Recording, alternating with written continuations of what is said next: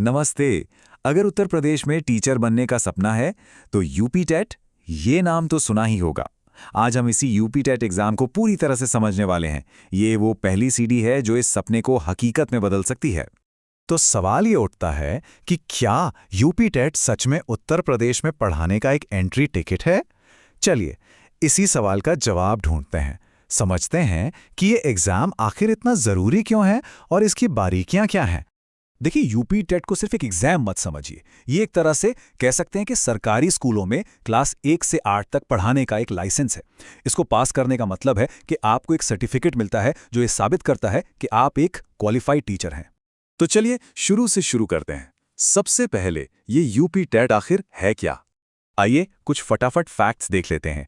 पूरा नाम है Uttar Pradesh teacher eligibility test.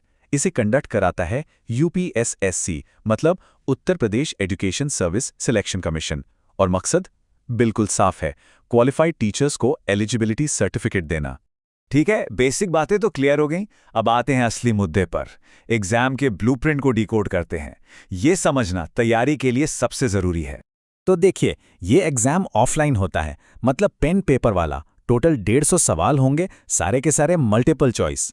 और इन 150 सवालों के लिए मिलेंगे 150 नंबर, मतलब हर सवाल 1 नंबर का। और टाइम मिलेगा पूरे 2.5 घंटे का। अब यूपी टेट में ना 2 अलग अलग पेपर होते हैं। पेपर 1 होता है प्राइमरी लेवल के टीचर्स के लिए, मतलब अगर आपको क्लास 1 से 5 तक पढ़ाना है। और पेपर 2 होता है अपर प्राइमरी लेवल के लिए, यानी क्लास 6 से 8 तक के टीचर्स के लिए। अब अगर पेपर 1 के पैटर्न को देखें तो इसमें 5 सेक्शन है। बाल विकास और शिक्षा शास्त्र, फिर 2 भाषाएं लैंग्वेज I और II, फिर गणित और आखिर में पर्यावरण अध्ययन। और सबसे अच्छी बात क्या है, सबको बराबर वेटेज दिया गया है। हर सेक्शन से 30 सवाल 30 नंबर के। अच्छा, अब पेपर 2 की बात करते हैं। इसमें पहले 3 सब्जेक्ट तो बिल्कुल सेम है, चाइल्ड डेवलपमेंट और 2 लैंग्वेज। असली खेल है चौथे सेक्शन में। ये 60 नंबर का होता है और यहाँ आपको चुनना होता है, या तो आप मैथ्स और साइंस का कॉम्बिनेशन लेंगे या फिर सोशल स्टडीज का।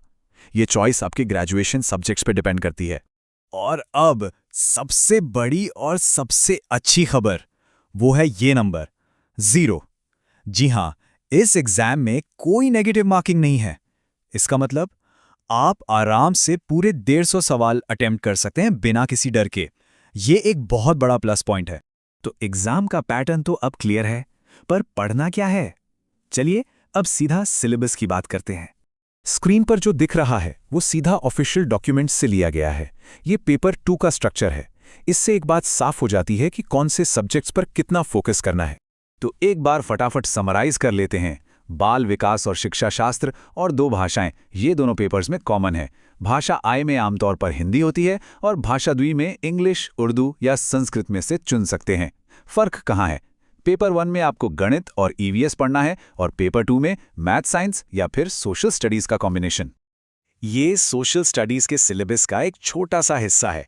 देखिए, इसमें हिस्ट्री, सिविक्स, ज्योग्राफी, मतलब टॉपिक्स की गहराई को समझना जरूरी है।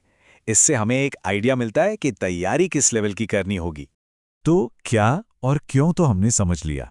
अब आते हैं सबसे जरूरी सवाल पर, कैसे? मतलब तैयारी करने की सबसे बेस्ट स्ट्रैटेजी क्या होनी चाहिए?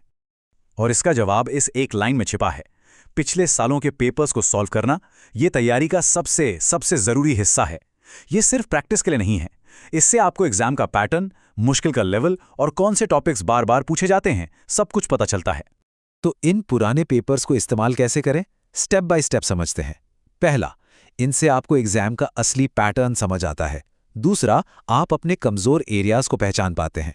तीसरा, 2.5 घंटे में 150 सवाल करने की प्रैक्टिस होती है, जो टाइम मैनेजमेंट के लिए क्रिटिकल है। चौथा, इससे स्पीड और एक्यूरेसी दोनों बढ़ती है। और आखिर में जब आप ये सब कर लेते हैं तो कॉन्फिडेंस अपने आप बढ़ जाता है। चलिए अब तैयारी से आगे बढ़ते हैं और बात करते हैं कि एग्जाम क्वालिफाई करने के लिए क्या चाहिए और उसके बाद क्या होगा। तो देखिए, टारगेट बिल्कुल क्लियर है। अगर आप जनरल कैटेगरी से हैं तो आपको चाहिए 60%, यानी 150 में से 90 नंबर। और अगर आप SC, ST, OBC या PWD कैटेगरी में आते हैं तो आपको चाहिए 55%, यानी लगभग 82 नंबर। और अब वो बात जो इस पूरी मेहनत को सार्थक बना देती है, यूपी टेट सर्टिफिकेट की वैलिडिटी लाइफ टाइम है। जी हाँ, एक बार पास कर लिया तो ये सर्टिफिकेट पूरी जिंदगी आपके काम आएगा। तो अब यूपी टेट का पूरा ब्लूप्रिंट, उसका नक्शा और उसको पार करने की स्ट्रैटेजी सब सामने है। अब सवाल बस एक ही बचता है, इस सफर का पहला कदम कब उठाना है।